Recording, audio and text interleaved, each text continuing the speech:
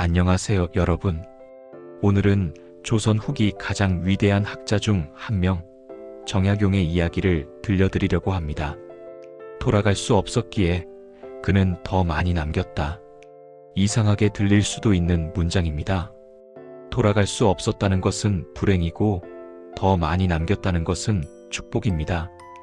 어떻게 불행이 축복으로 바뀔 수 있을까요? 정약용의 18년 유배 생활이 그것을 보여줍니다. 그는 돌아갈 수 없었습니다. 집으로, 서울로, 자신이 있어야 할 자리로. 하지만 바로 그 때문에 그는 500권이 넘는 책을 남길 수 있었고 조선 후기 실학을 완성할 수 있었으며 오늘날까지 우리에게 영향을 미치는 사상을 만들어낼 수 있었습니다. 강진, 전라남도 남쪽 끝에 위치한 작은 고을입니다. 서울에서 멀리 떨어진 곳, 바닷가에 인접한 조용한 땅이었습니다. 1801년 정약용은 이곳으로 유배를 왔습니다. 신유박해 때문이었습니다. 천주교를 믿는다는 이유로 수많은 사람들이 죽임을 당했고 정약용도 그 소용돌이 속에 휘말렸습니다. 형 정약종은 순교했고 매형 이승훈도 처형됐습니다. 정약용은 간신히 목숨을 건졌지만 모든 것을 잃었습니다. 벼슬을 빼앗겼습니다.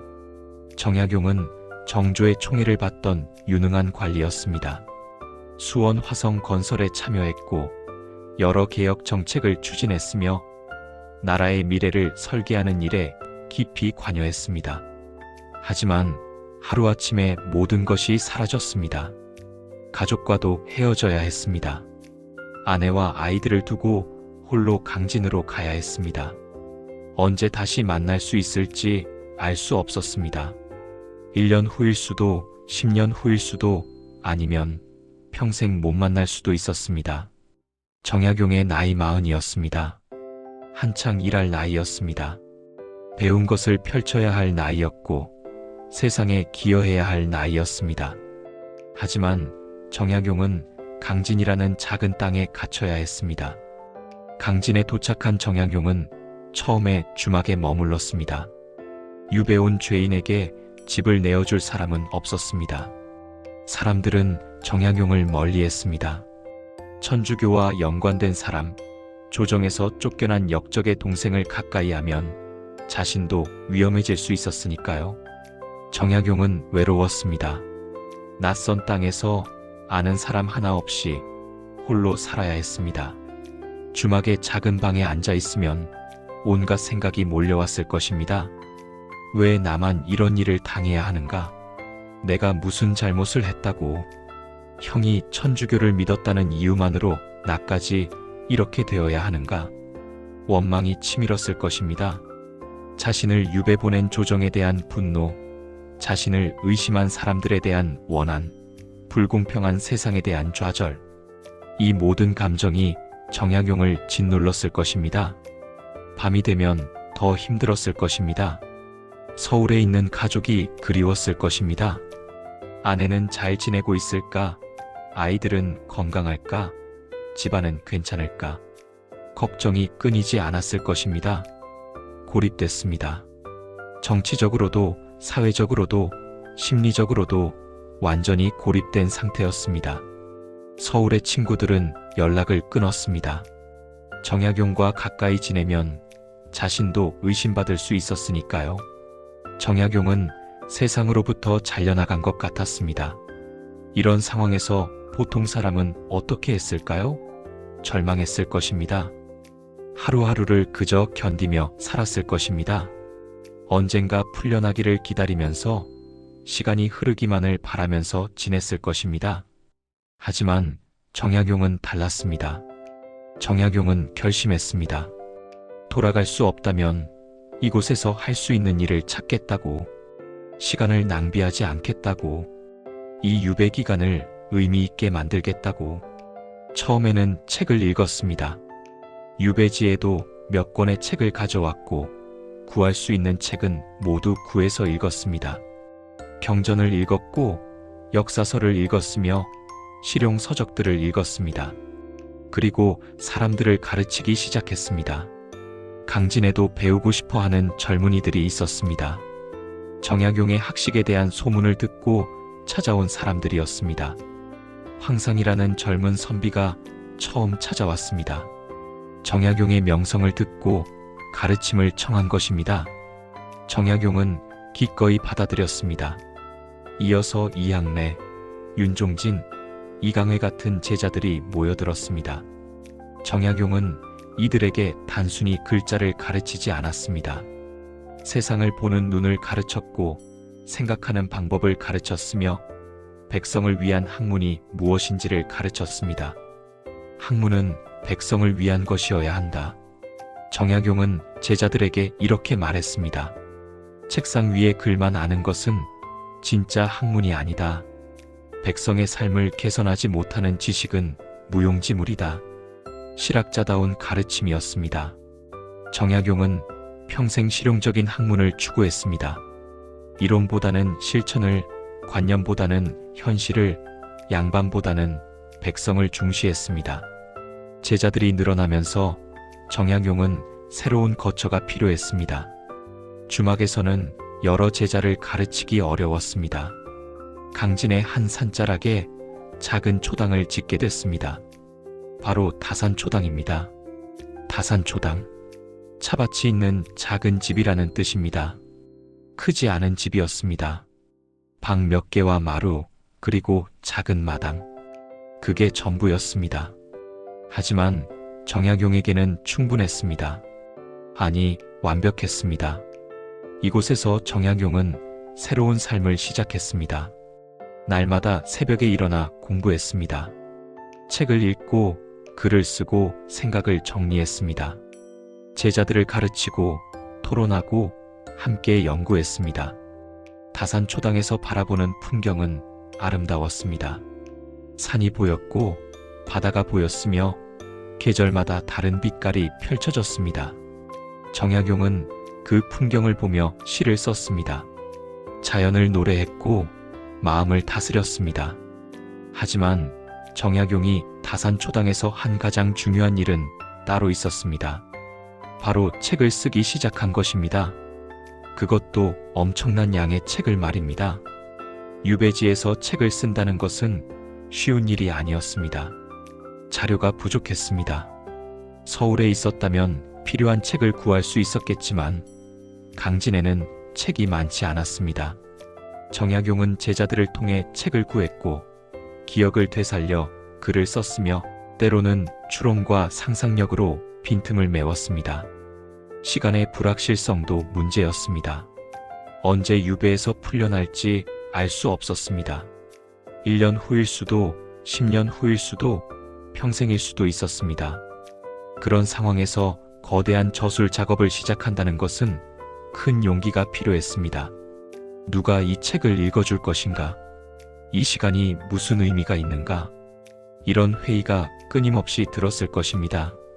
하지만 정약용은 멈추지 않았습니다. 날마다 글을 썼습니다. 밤늦게까지 책상 앞에 앉아 있었습니다. 18년 동안 단 하루도 쉬지 않고 연구했고 기록했으며 정리했습니다. 그 결과 500여 권이 넘는 책이 탄생했습니다. 경학, 역사, 지리, 의학, 농업, 기술, 행정, 법률 등 거의 모든 분야를 다뤘습니다. 그 중에서도 가장 유명한 것이 목민심서, 경세유표, 흠음신서입니다. 목민심서 48권으로 이루어진 방대한 책입니다. 지방관이 어떻게 백성을 다스려야 하는지를 다룬 책이었습니다. 부임, 율기, 봉공, 애민, 이전, 호전, 예전, 병전, 형전, 공전, 진왕, 해관 12개 부분으로 나누어 지방 행정의 모든 것을 설명했습니다. 백성을 사랑하라. 정약용은 이것을 가장 강조했습니다. 관리는 백성 위에 군림하는 자가 아니라 백성을 섬기는 자여야 한다고 했습니다. 백성을 착취하지 말라. 부정한 방법으로 재물을 모으지 말라. 공정하게 재판하라. 세금을 합리적으로 거두라. 재난에 대비하라. 굶주린 백성을 돌보라. 구체적인 지침들이 빼곡히 담겨 있었습니다. 어떻게 부임해야 하는지, 어떻게 부하를 다스려야 하는지, 어떻게 재판을 해야 하는지까지 상세하게 적었습니다. 흥미로운 점은 정약용이 이 책을 쓸 당시 벼슬이 없었다는 것입니다. 다시 관리가 될 가능성도 거의 없었습니다. 그런데도 정약용은 18년 동안 이 책을 썼습니다. 왜였을까요? 정약용은 믿었던 것 같습니다. 언젠가 누군가 이 책을 읽고 백성을 위한 정치를 할 거라고. 자신은 벼슬을 못하지만 이 책을 통해서라도 백성을 도울 수 있다고. 정약용의 시선은 항상 백성을 향했습니다. 유배지에 갇혀 있어도, 세상과 단절되어 있어도 정약용은 백성을 잊지 않았습니다. 경세유표는 나라를 다스리는 제도 전반에 관한 책입니다. 과거제도, 토지제도, 조세제도, 군사제도 등 국가 운영의 모든 부분을 다뤘습니다. 정약용은 당시 조선의 문제점을 날카롭게 지적했습니다. 토지가 일부 양반들에게 집중되어 있어서 백성이 굶주린다고 했습니다. 과거 제도가 실용성 없는 글재주만 시험에서 무능한 관리를 뽑는다고 비판했습니다. 그리고 구체적인 해결책을 제시했습니다. 여전제라는 새로운 토지 제도를 제안했습니다. 마을 단위로 토지를 공동 소유하고 함께 경작하며 수확을 공평하게 나누자는 것이었습니다. 과거 제도도 바꿔야 한다고 했습니다. 단순히 글만 잘 쓰는 사람이 아니라 실제로 일을 할 수 있는 사람을 뽑아야 한다고 주장했습니다. 실용적인 지식을 시험하고 행정 능력을 평가하며 인품까지 살펴야 한다고 강조했습니다. 정약용은 현실을 외면하지 않았습니다. 유배지에 있었지만 나라의 문제를 계속 고민했습니다. 어떻게 하면 백성이 잘 살 수 있을까? 어떻게 하면 나라가 강해질 수 있을까 하는 질문을 멈추지 않았습니다. 흠음신서는 형법에 관한 책입니다. 죄를 다스리는 방법, 재판하는 원칙, 형벌의 기준 등을 다뤘습니다. 정약용은 특히 억울한 죄를 입은 사람들에 대해 많이 썼습니다.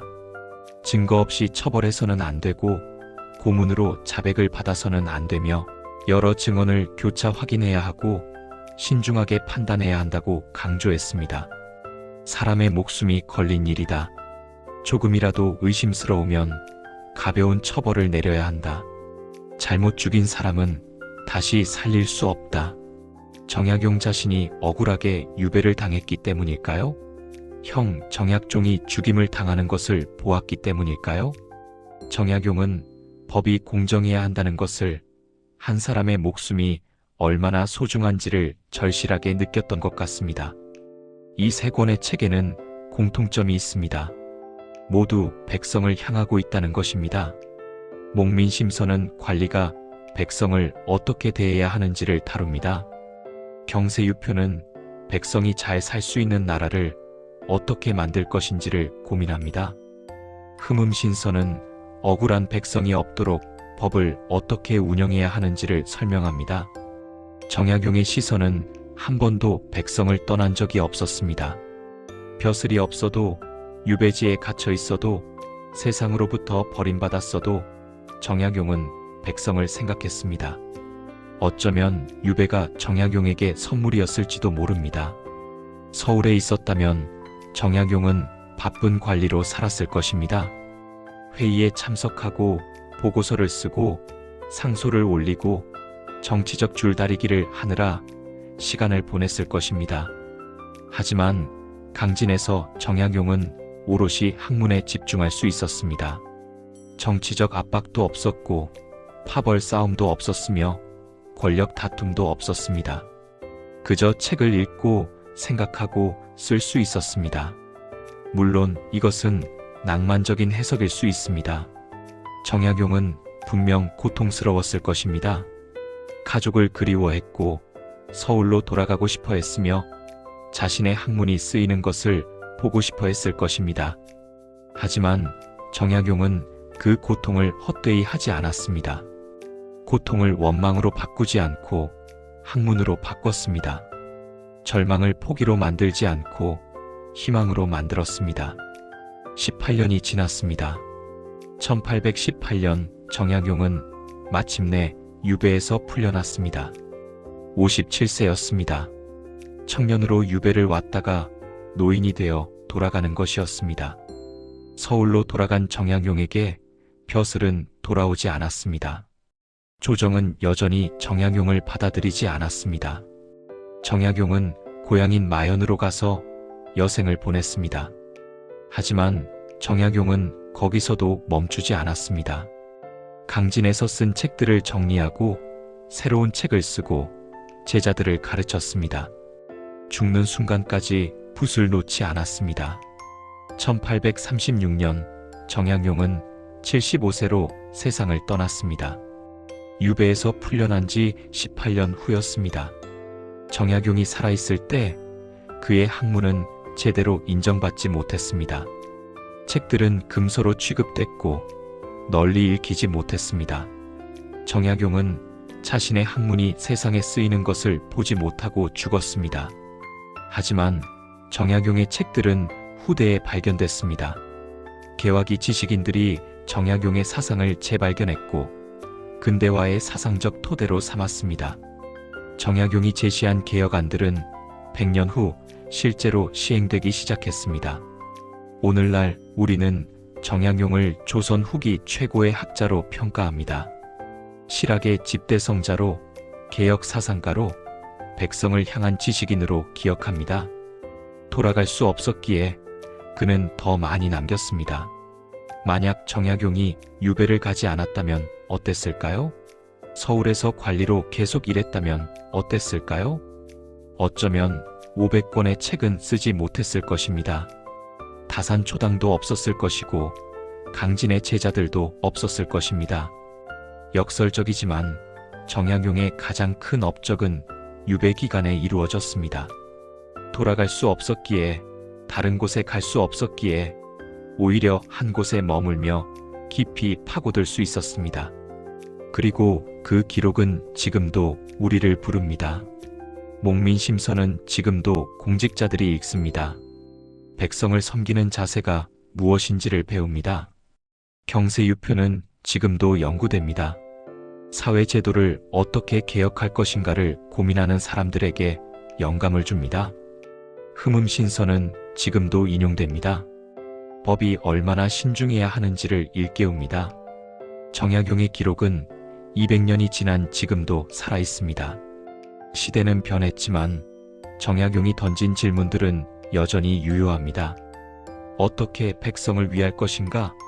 어떻게 정의로운 사회를 만들 것인가? 어떻게 인간을 존중할 것인가? 우리도 때로는 돌아갈 수 없는 시간을 경험합니다. 원하는 곳에 갈 수 없고 꿈꾸던 일을 할 수 없으며 모든 것이 막힌 것 같은 순간 말입니다. 그럴 때 정약용을 떠올려 보면 어떨까요?